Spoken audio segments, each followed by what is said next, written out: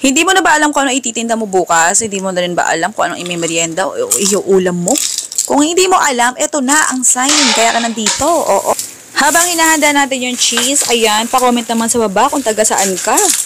Malay mo, ikaw na yung mabibigyan natin ng libreng electric hand mixer. Comment ka lang sa baba. Oo, ganun lang kadali. Oo. Tapos hatiin mo lang yan sa 10 piraso. Kung gusto mo mas maliit na cheese yung hiwa, bahala ka ha kung saan ka masaya. Hiwain mo. Oo, kung gusto mo mas manipis, push mo yan. Oo, kung mas manipis, mas mura mo siya mabebenta. Oo, ganun. Tapos, mas maganda kung gusto mo may sausawan ha, kasi yung recipe na to, hindi ko na sinama yung sausawan kasi hindi na ako gumamit. Madaling araw kasi ito niluto, sarado na lahat ng tindahan. Oo. Tapos ito, ayan, habang binubok na natin yung molo wrapper, ayan na ang sagot. Kuha ka isa. Lagyan mo sa sangkalan. Ayan. Tapos, ayan, pakita ko sa inyo, isang dilata ng corned beef.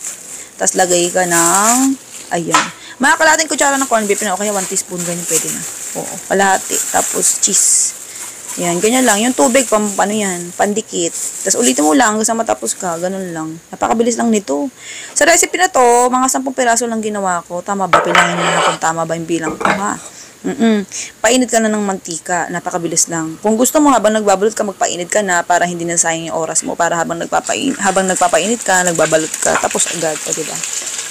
Kung mapapansin nyo, bumubula yung mantika. Ganyan talaga kapag pagka yung mantika used na o gamit na. Oo, may times na bumubula na siya. Oo, ganun. O, diba, napakabilis. Tapos agad tayo. Kung gusto mo malaman kung paano itong gawin, nasa dulo ng video yung listahan ng recipe at saka costing.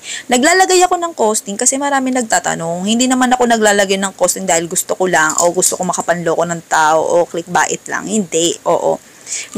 Nauso lang yan dito sa vlog natin yung ating costing dahil marami nagtatanong kung magkano raw pwede itinda. Kaya ito na yung listahan ng recipe at saka costing. Kung ayaw maniwala, bala ka sa buhay mo. Oo. Diyan ka masaya eh. Sige, push mo yan. Supportahan kita. Sige na, goodbye, good luck. Love you.